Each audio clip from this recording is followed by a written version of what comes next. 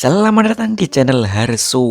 Di kesempatan kali ini saya akan membahas sebuah film yang menceritakan kebrutalan seorang pembunuh bayaran ketika keluarganya diusik. Tanpa berbasa-basi, langsung saja kita menuju dongengnya.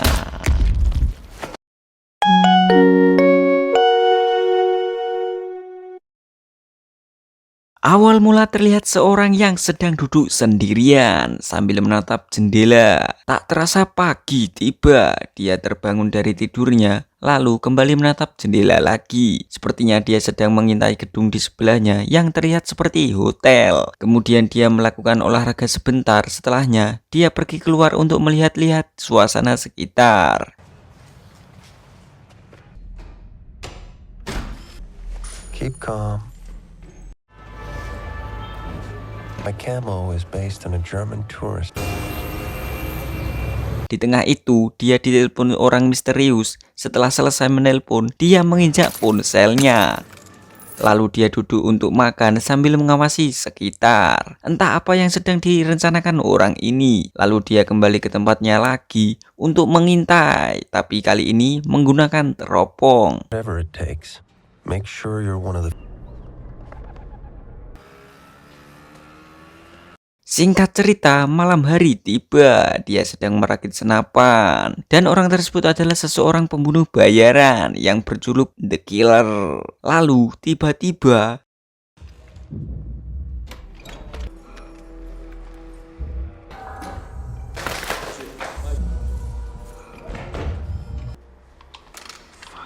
lanjut ke pengintaian. Dia tak sengaja melihat orang yang lagi enak-enakan. Setelahnya, killer bersiap-siap untuk istirahat demi kelancaran aksinya. Ted Williams. Setelah dirasa cukup, dia kemudian melihat targetnya sudah datang, lalu segera menyiapkan peralatannya dan mengambil posisi yang ternyaman demi kelancarannya. Ketika mangsa sudah di posisi yang pas, ketika mangsa mau melakukan enak-enakan, malah ini yang terjadi. Fuck. Tembakan meleset malah mengenai Mbak Elsie. Apes. Dengan rasa campur aduk, killer dengan cepat berberes lalu pergi dengan mengendarai skuter.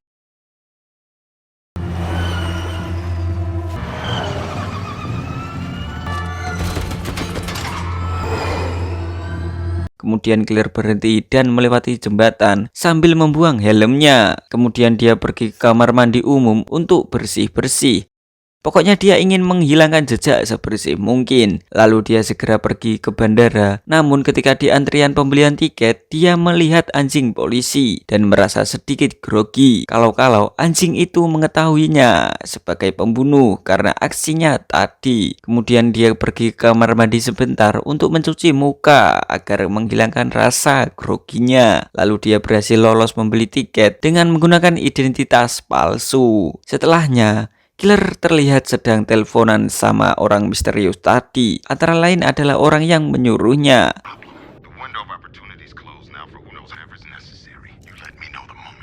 Setelah selesai, dia menghancurkan ponselnya dan berhasil pergi naik pesawat. Di pemberhentian bandara selanjutnya karena harus translate, di sana dia mencurigai seseorang berpakaian rapi. Lalu killer menginap di hotel bandara karena jadwal pemberangkatannya esok hari. Sebelum tidur dia menaruh gelas dan tudung saji di pintu kamarnya untuk berjaga-jaga.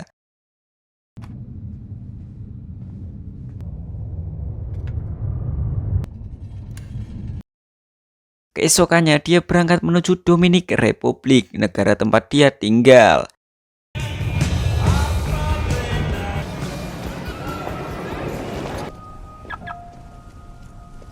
Kemudian killer mengendarai mobil untuk pulang. Di depan gerbang rumah, killer menemukan bekas puntung rokok, lalu segera mengecek rumahnya.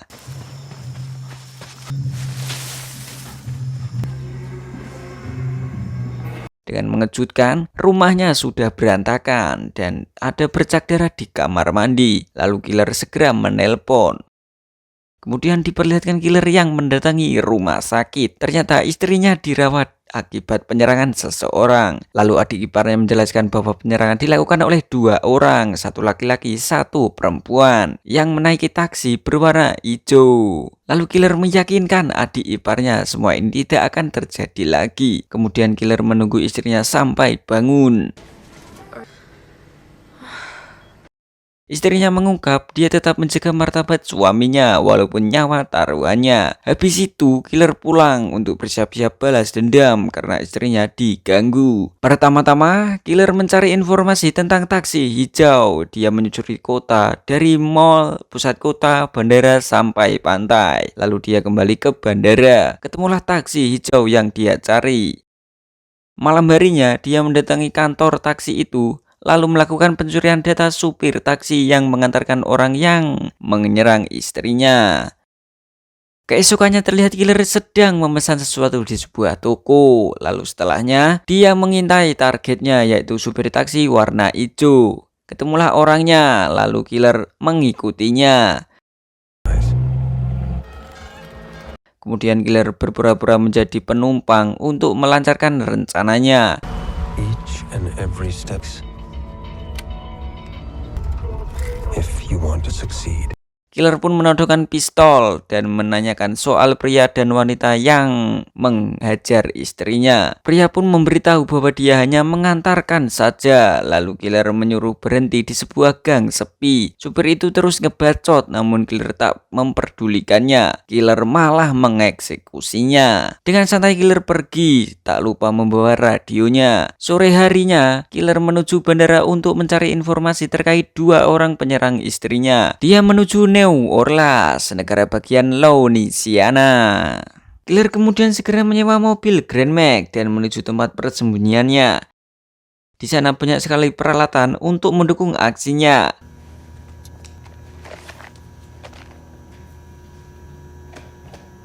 Setelahnya, killer pergi melancarkan aksinya. Killer tak lupa mampir ke tempat peralatan bangunan untuk membeli tong sampah dan alat lainnya. Kemudian terlihat killer yang sudah mengintai di depan gedung seseorang incerannya dengan menyamar menjadi tukang pembersih. Dia bisa gampang masuk ke dalam gedung dengan bareng seseorang petugas botak. Setelahnya killer menunggu petugas botak keluar dari dalam ruangan orang incerannya. Setelah keluar, killer langsung masuk.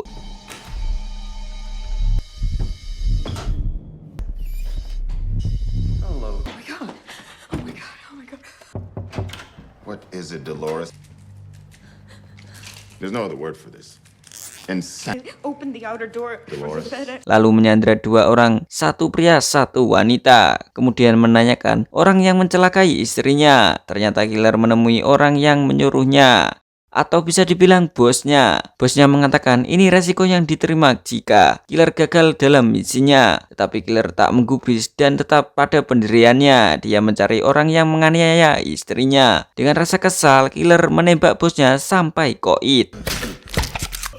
So while a few fragments of yourself, unless, and you're running out of time. Stick to the plan. Need to find. Lalu mendatangi wanita tadi. Dia mau mengasih tahu asalkan jika dia dibunuh, dia mau dibunuh layaknya kecelakaan agar asuransinya cair demi anak-anaknya.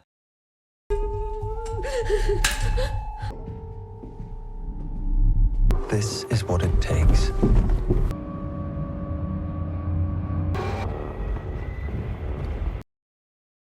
Setelahnya, dia pergi ke rumah wanita itu untuk mengambil kode identitas orang yang menganiaya istrinya dan klien yang memboking jasanya. Setelah itu, killer tak lupa membunuh wanita itu agar asuransinya cair. Setelahnya, killer menguburkan jasad bosnya agar menghilangkan jejak, kemudian mengembalikan mobil sewaannya. Alright, and she's all yours. Selanjutnya killer pergi ke Florida untuk mencari orang yang melukai istrinya. Ketemulah alamatnya, kemudian dia pergi membeli makanan dulu dan segera kembali ke alamat tadi untuk mengintai sambil istirahat. Sore harinya pria tadi keluar dan killer tak mau ketinggalan, dia mengikutinya. Setelah tahu pria tadi pergi ke toko jamu, killer kembali ke tempatnya tadi untuk menunggu pria tadi pulang. Tak lama pria tadi pulang. Lalu killer segera melancarkan aksinya. Pertama-tama dia memberi makan anjing pria itu agar tidak dicurigai, istilahnya perkenalan bau. Lalu killer menunggu beberapa saat dan setelah terasa tenang, killer segera masuk dengan berhati-hati. Tetapi tiba-tiba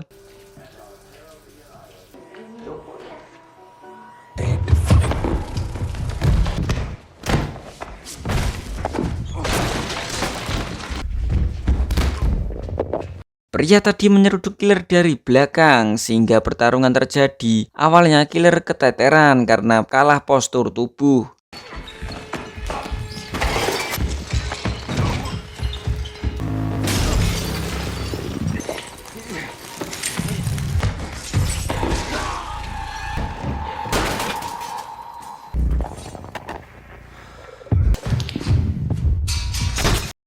Akan tetapi killer mengecoh pria itu. Killer masuk ke kamar mandi dan pria itu mengikutinya. Dengan mudah killer mengeksekusinya. Tak selesai di situ saja, anjing pria itu terbangun dan mengejar killer. Tetapi killer berhasil kabur. Tak lupa membakar rumah itu agar jejaknya terhapus. Setelah itu, killer menuju stasiun untuk pergi menuju New York. Killer melanjutkan rencananya untuk mengeksekusi pembunuh satunya, yaitu seorang wanita. Malam harinya, wanita itu pergi. Killer pun mengikutinya dan berhenti di sebuah restoran mewah.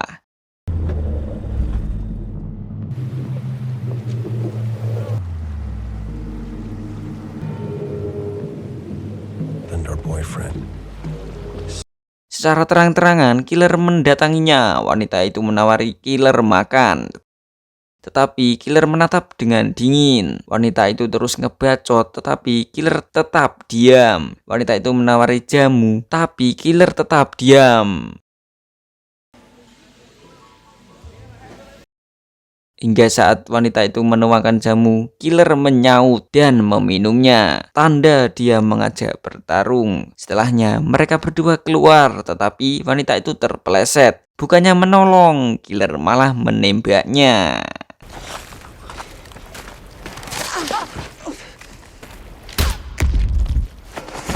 Sampai dia menghadap sang kuasa. Sungguh pria berdarah dingin.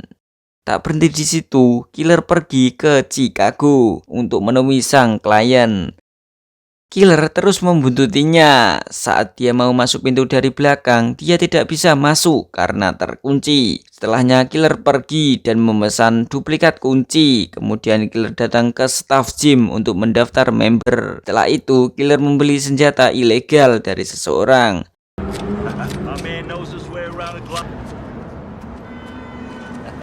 Lalu paket yang dia beli sudah sampai di alamat hotelnya dia tinggal. Kemudian segera melancarkan aksinya.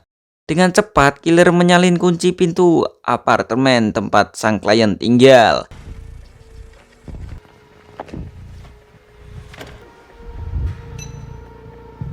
Setelah selesai, killer segera pergi dari sana dan langsung menuju tempat tinggal sang klien.